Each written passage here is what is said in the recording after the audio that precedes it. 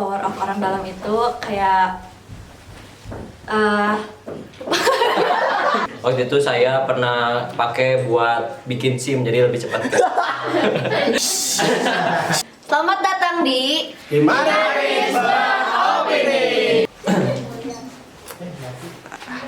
Halo ganteng. Halo. Hai, namanya siapa? Sabar. Halo. Halo. Halo. Halo, nama aku Intan. Oke Intan, tahu gak the power of orang dalam itu apa atau bagaimana? Kalau menurut aku nih ya, the power of orang dalam itu ketika kita mempunyai privilege akan suatu kesempatan.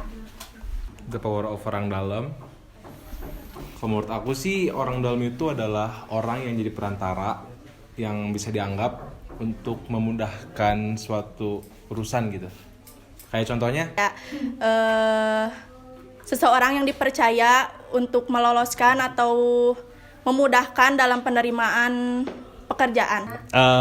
Kalau menurut aku sih the power of orang dalam itu kekuatan di mana yang akhirnya itu menuju kemudahan. Anjay. Power of orang dalam, si paling power. Di mana orang memanfaatkan seseorang dari relasi dan koneksi untuk kepentingan sendiri. Menurut aku orang dalam itu relation with a person that has power in company, so we could be a part of their company. Next question nih, orang dalam itu menurut kamu sebuah kelicikan atau sebuah privilege sih? Tergantung dari orangnya sendiri. Kalau misalkan cuma sekadar buat ngebantu sih ya privilege, tapi kalau misalkan ada kecurangan di situ ya curang. Jadi curang atau privilege? Kelicikan. Mengapa? Karena kayak memanfaatkan posisi atau jabatan seseorang untuk kepentingan keluarga atau kerabat yang terdekat dulu di atas kepentingan umum gitu. Menurut aku karena aku pernah ngerasain pakai orang dalam itu, menurut aku privilege sih.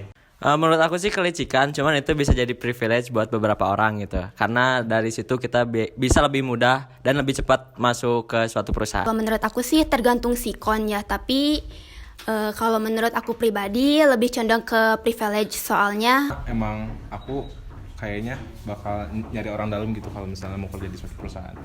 It's mixed between both. Terus aku pernah baca sebuah ilmu fikih ya.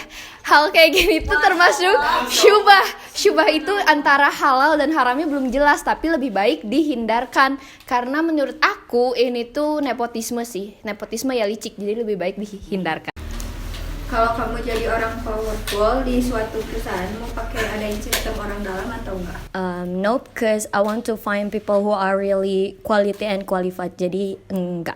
Gak mau ya, karena aku pengen semua orang yang kerja di aku tuh sama rata, semuanya pintar, gak ada yang kurang, gak ada yang lebih. Dilihat dari dasar kemampuannya, bukan atas dasar kedekatannya.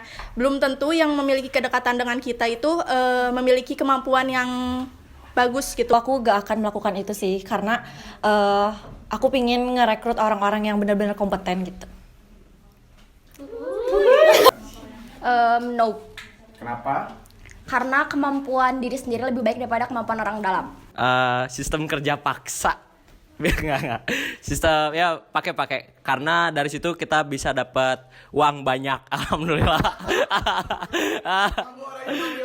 Iya benar. Enggak, semua harus ikut alurnya dari awal sampai akhir. Yang benar. Ribet orang lama. Iya, anak pun Abi, benar. Kurang kali jelas. Jadi kamu tim pro atau kontra nih sama sistem orang dalam? Kalau aku sih kontra ya, karena Semua orang jadi nggak punya kesempatan yang sama buat masuk di kerjaannya gitu. Kontra karena kadang nggak adil gitu, tapi ya pro juga karena aku seneng kalau aku punya orang dalam. Kalau aku sih pro. Kontra dong, karena kasihan buat orang yang udah punya kualitas harus kegeser gitu aja gara-gara status orang dalam. Kontra, tapi jujur aku pernah pakai orang dalam. Ya pro aja asalkan di situ tidak ada tidak ada merugikan orang lain atau kecurangan. Kalau untuk sekadar membantu ya tidak masalah kalau menurut. Kalau aku sih kontra karena Saya pernah merasakan menjadi korban orang dalam.